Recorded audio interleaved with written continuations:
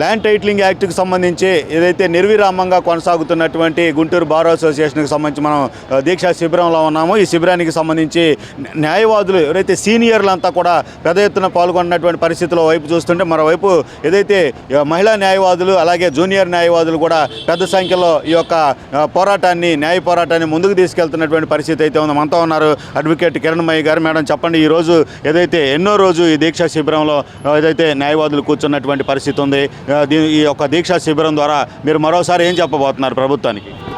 ఈరోజు 49వ రోజు అండి దీక్షలు మొదలుపెట్టి 49 రోజులుగా మేము ఒక్కటే డిమాండ్ చేస్తున్నాం, యాక్ట్ రద్దు చేయండి అని అడుగుతున్నాము. ఇది భూ వ్యతిరేక చట్టం అనేది ప్రజలకు నష్టం కలిగించే చట్టం. అందుకే మేము రద్దు చేయండి అని ఇన్నిసార్లు అడిగి ఇంత దీక్ష చేస్తున్నాం. ఈరోజు మేము నిరాహార దీక్ష చేస్తుంది పౌరుల హక్కులు కాపాడాలని. ఈ హక్కు కూడా కోల్పోయి రేపు రోడ్డును పడి మేము ఈరోజు ఎలా అయితే దీక్ష చేస్తున్నారో రేపు ప్రజలు అందరూ ఇదే పని చేయాల్సి వస్తుంది. వాళ్ళందరూ ల్యాండ్స్ కోల్పోయిన తర్వాత ఏం చేస్తారండి ఎవరైనా?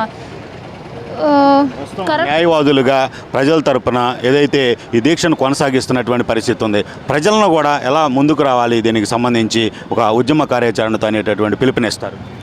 ఉద్యమానికి రమ్మని మేమేం పిలుపునివ్వట్లేదండి. వాళ్ళు తెలుసుకున్నారంటే యాక్ట్ గురించి వాళ్ళే ఉద్యమానికి పిలుపునిచ్చి వాళ్ళే వస్తారు.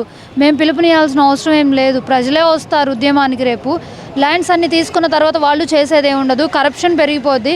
వాళ్ళ ల్యాండ్ టైటిల్ తీసుకోవాలంటే వాళ్ళు లంచం ఇచ్చి తీసుకోవాల్సిన పరిస్థితి వచ్చిన రోజు ప్రజలే వస్తారు రోడ్ల మీదకి, దీక్షలకి, ధర్నాలకు అంతా వాళ్ళే వచ్చేస్తారండి. అంటే ఒక భూమి అనేటటువంటిది ఒక వ్యక్తికి వివాదం అయితే కనుక ఇప్పుడు ప్రజెంట్ పరిస్థితుల్లో కోర్టును ఆశ్రయిస్తే కోర్టుల్లో ఎలాంటి న్యాయం జరుగుతూ ఉంటుంది? కోర్టులో డాక్యుమెంట్స్ మొత్తం పరిశీలిస్తున్నారు, ఎవిడెన్స్లు తీసుకుంటున్నారు. మొత్తం డాక్యుమెంట్స్ పరిశీలించి ఇచ్చే తీర్పుని ఒక TRO within fraction of seconds ఎలా ఇవ్వగలుగుతారండి? ఒక రోజు వెళ్తారు, 2 రోజులు వెళ్తారు టీఆర్ఓ గారి దగ్గరికి. ప్రతిరోజు ఇంతమంది జనం వెళ్ళి టీఆర్ఓ ఆఫీస్ ముందు కూర్చుంటే ఎంతమందిని అక్కడ మేనేజ్ చేయగలుగుతారు టీఆర్ఓ ఆఫీస్లో అనేది ఒక డౌట్ ఉంది మాకు. అసలు ఒక టీఆర్ఓ ఇంతమందికి ల్యాండ్ టైటిల్స్ ఇచ్చి ఇంతమంది డాక్యుమెంట్స్ ఎంత టైం తీసుకొని పరిశీలిస్తారు, ఎవిడెన్స్లన్నీ ఎలా స్వీకరిస్తారు, అసలు చట్టం గురించి టీఆర్ఓకి ఏ అవగాహన నుండి టీఆర్ఓగా చేస్తున్నారు, లేదా ఏదైనా అడ్వకేట్స్ని కానీ జడ్జెస్ని కానీ టీఆర్ఓ ఆఫీసర్గా జాయిన్ చేయబోతున్నారా ప్రభుత్వం వాళ్ళు? ఇవన్నీ ఒకసారి తెలియజేసి పెడితే ఈ యాక్ట్ అనేది బాగుంటుందని అనుకుంటున్నామండి. అంటే ప్రధానంగా ఇప్పుడు రెవెన్యూ ఆఫీసులకి ఇప్పుడున్న పరిస్థితుల్లో భూమికి సంబంధించి ఆన్లైన్ చేయించుకోవటానికి కావచ్చు, పాస్ పుస్తకం సంబంధించి కావచ్చు, ఇట్లాంటి ఏదైతే వాటి కోసం వెళ్ళేటటువంటి ప్రజలకే ఇన్ని సమస్యలు ఎదురవుతూ ఉన్నటువంటి పరిస్థితి.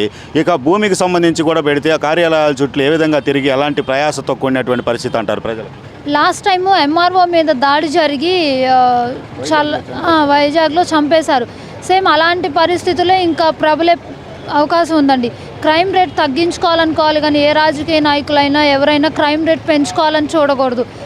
మాకు ఎలాగో ప్రాక్టీస్ వస్తుంది, క్రైమ్ రేట్ పెరిగినప్పుడైనా మాకు ప్రాక్టీస్ వస్తుంది, సివిల్ ప్రాక్టీసే అవసరం లేదు. కానీ సివిల్ హక్కుల్ని ప్రజలు ఎందుకు కోల్పోవాలనే ఉద్దేశంతోనే వాళ్ళకి ఇది చేరాలనే ప్రయత్నంలోనే మేము నిరాహార దీక్షలు చేసి వాళ్ళ హక్కు వాళ్ళకి కల్పించాలనే ఉద్దేశంతోనే చేస్తున్నాం. ఎప్పుడు కోర్టులో జడ్జెస్ ముందు వాళ్ళ కోసం పోరాడే వాళ్ళం ఈరోజు టెంట్లో పోరాడాల్సి వస్తుంది. మేడం, ప్రస్తుతం ఈ యొక్క దీక్షా శిబిరానికి వివిధ పార్టీలకు సంబంధించి వివిధ ప్రజా సంఘాలకు సంబంధించి వస్తున్నటువంటి పరిస్థితి ఉంది. ఈరోజు ఈ శిబిరాన్ని ఎవరు సందర్శించారు, వాళ్ళు ఎలా సంఘీభావం తెలిపారు? ఎక్స్ఎమ్మెల్సీ రాయపాటి శ్రీనివాసరావు గారు వచ్చారండి.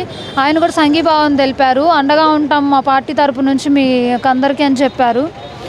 టీడీపీ పార్టీ వస్తే వాళ్ళు చట్టం రద్దు చేస్తామని హామీలు ఇచ్చిన పరిస్థితి కూడా చూస్తున్నాం మనం రాష్ట్రంలో. మిగతా పార్టీలు, టీడీపీయే కాదు మిగతా అన్ని పార్టీలు వస్తున్నాయి. అయినా మేము ఏ పార్టీకి వ్యతిరేకము కాదు, ఏ పార్టీకి సంబంధించి ఇక్కడ దీక్ష జరగట్లేదు.